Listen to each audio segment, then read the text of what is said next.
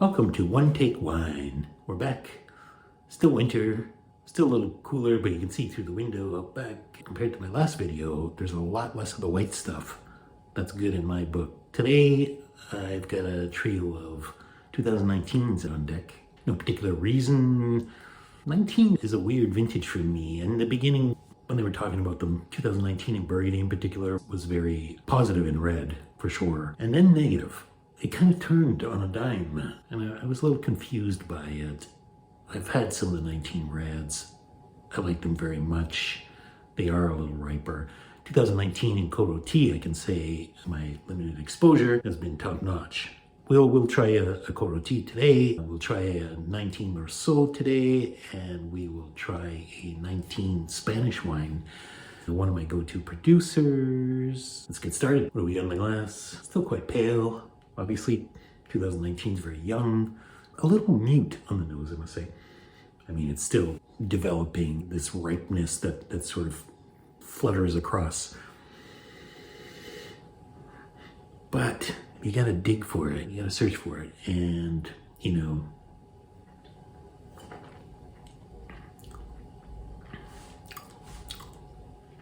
it's delicious. It is typical of this producer. It is typical of this wine, but it's also going to sleep. It's about to go into hibernation.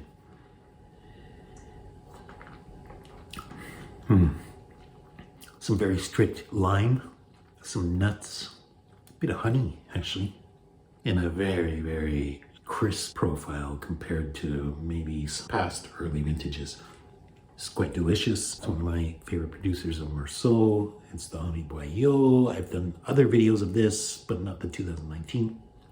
Done some older vintages and some younger vintages. You're never gonna go wrong with Boillot. Let's move on to the second one. What do we got in the glass? We're into the reds now. This is very high toned. It's very red fruit, red raspberry, but almost liqueurish.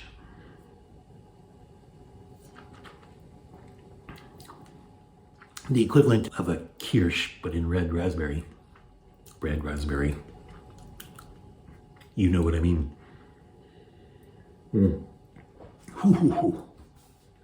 Does this ever have a super coating of light but firm licorice?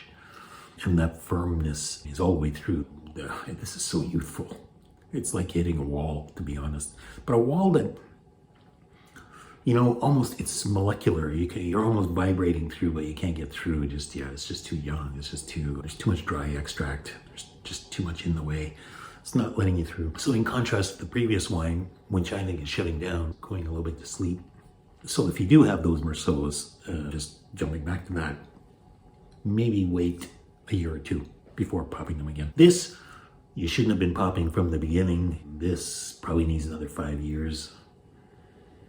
But it's so delightfully charming in its nose. It's the severity of the tannin and that wall of extract that makes it a little, at the same time, I'm such a big fan of their wines that I gotta try them every year. I love that raspberry thing, I really do. This is the Aguila, Dominio de la Aguila, the Reserva 2019. If this is tough coming in early, imagine what some of their higher end products are like. It would be very interesting to try them with age. I've seen them at auction in Sweden a couple times, but I haven't been in the position to act. I certainly hope they come back because I'd love to pick up a bottle with some age and just try them out. These, I had the 15 last year. So I've had some with a few years of age, and they age gracefully, they age beautifully, they're wonderful wines. This is a good one because it's cost-effective class wine. If you're starting a cellar or looking for an option in your cellar that's not gonna break you. Great wine to think about. And then at the same time, I wonder about accessibility. There's probably not a lot of it. I'm not exactly sure what the numbers are like. I think we're a little bit lucky here in Sweden, but I'm not too sure. Maybe keep your eyes open for it. Absolutely great wine, top notch. Third wine, what do we got in the glass? A little bit more purple here. The fruit, this just jumps right out of it. It's just like a tiger. blackberry, sweet, sweet blackberry. Just loads of blackberry. Also a licorice, but a much more charming and approachable one. Bacon.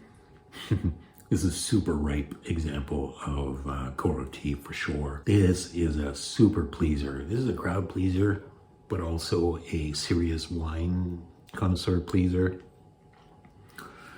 You know, there aren't too many wines that can do that. I really like this producer. They always do an exceptional job. Jean-Luc Jamet. So the brothers broke up, so to speak, 13, 14, I don't know what year. I don't know what reasons. We've talked about this before. And this is Jean-Luc. So it's the less famous brother, I suppose, because the Domaine Jamet wines are fairly well known, but Jean-Luc Jamet less well known. This is the best vintage of this that I've tried. I've tried 14, 15, 16, 17. I haven't tried 18. 19 now. This is remarkable how accessible and forward and serious at the same time. So, I mean, you love to pop these right now, but you also, you can taste, you can understand how it's gonna evolve for another 20 years easily and beyond, probably, who knows, but at least 20, let's just say. There's a creaminess to this that's fantastic. As an aside, I can't stop talking about this wine. This and the 16 was the one that's when I discovered this producer, and I couldn't believe how good it was. Already open for business, and like a lot of great wines are great throughout their lives, as far as I'm concerned, you know, from the get-go, from day one. I'm hoping that for this, I'm not saying it's la quality or anything. It's not going to match the La Moulin. It isn't there, but it isn't priced like that either. So it's just exceptional pleasure to be had from this. Very earthy and honest and delightful in that sense that you feel like you're in the presence of something that is respectfully and well made, but that also doesn't have to be ashamed to be at the same table as some bigger wines that are going to outdazzle it, but it'll never bow down completely. It's always going to have that sort of inner core energy and pride. I like it very, very much. If you see that one, definitely buy it. That's what I have for this time. I hope you will join me once again next time. And until then, stay thirsty.